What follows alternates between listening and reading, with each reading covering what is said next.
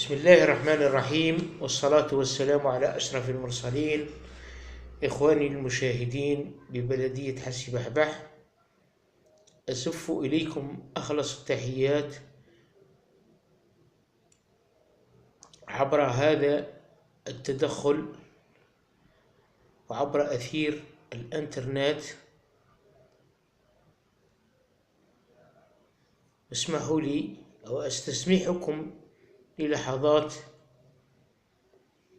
لأطرح اليوم وكالعادة مشكل يتعلق بأحد عوائل بلدية حسي بحبح، ألا وهي عائلة المرحوم لخنش الطقين.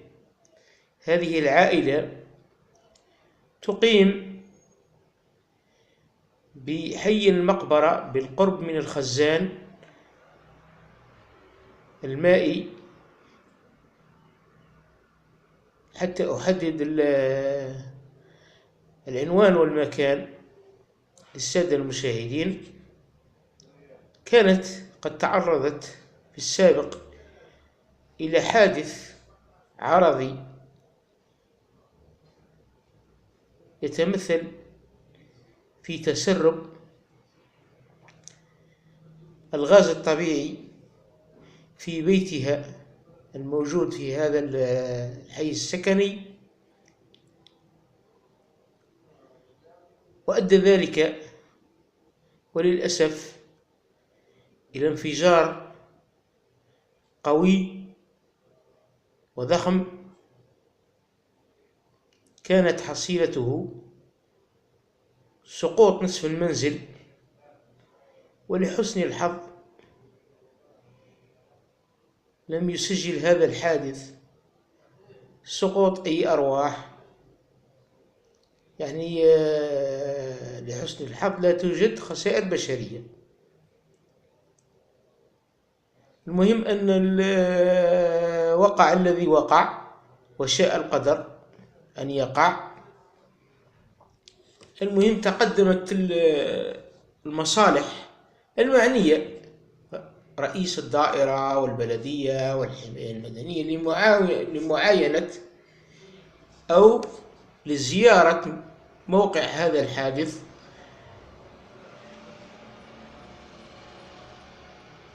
وكانت هناك فعلا معاينة من طرف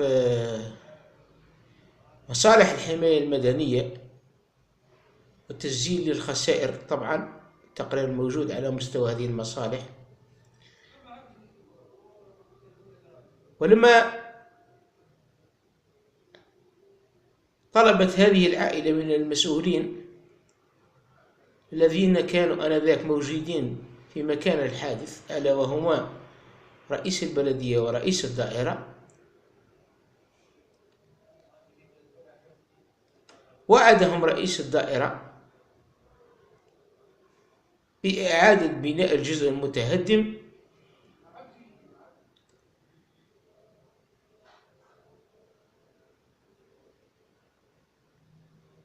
ولكن تمر الأيام وتمر الشهور، وكل ما استفادت منه هذه العائلة هو مسح ركام هذا البيت أو الجزء المتهدم من هذا البيت بتسخير مقاول أين قام بهذه العملية. وانتظرت العائلة طويلا من رئيس البلدية تدخل، كون أن هذه العائلة أصبحت تعيش في مأزق. ومرت الأيام قلنا والشهور، ورئيس البلدية لم يقم بأي إجراء سوى أنه استعان بهذا المقاول ربما مسح آثار هذا الهدم. العائلة تقربت من رئيس الدائرة أيضا للحصول على سكن اجتماعي، لأن الحادث عرضي وقضاء الله وقدره، حادث قد يحدث لأي منزل أو لأي عائلة. لكن وللأسف إلى اليوم العائلة لا زالت تتخبط في نفس المشكل، وما تفعله سوى أنها تتقرب من هذين المسؤولين كلما أتيحت لهم الفرصة. لكن وللأسف مرة أخرى لا حياة لمن تنادي، لا أذان صاغية ولا اهتمام، سوى وعود واهية لا تسمن ولا تغني من جوع. العائلة في آخر إجراء لها اتصلت بالجمعيات والمجتمع المدني وقامت بتحرير رسالة كتابية إلى السيد والي ولاية الجلفة. نفس الشيء إلى اليوم، لا إجراء ولا تدخل ولا أي شيء من هذا القبيل. احنا والله العلي العظيم نتأسف على كل حال.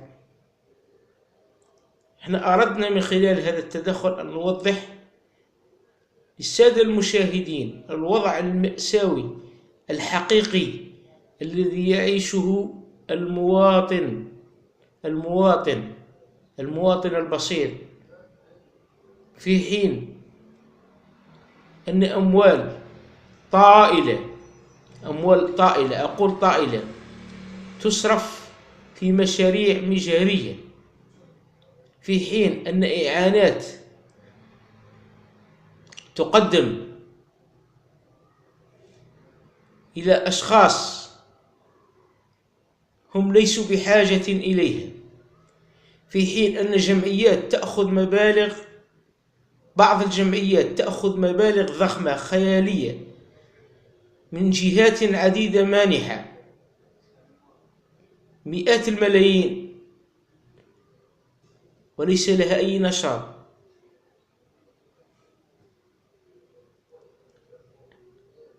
ماذا عسانا أن نفعل في هذه البلدية؟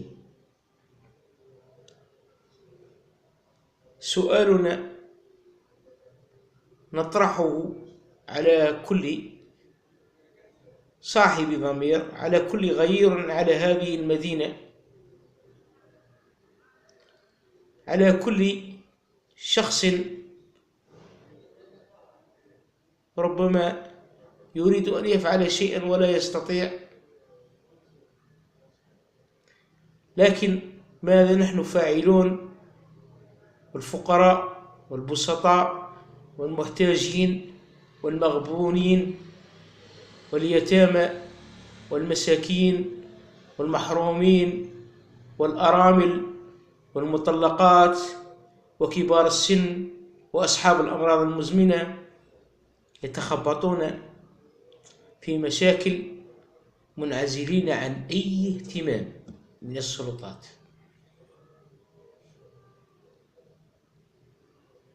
ماذا علينا غير أن نوكل أمرنا لله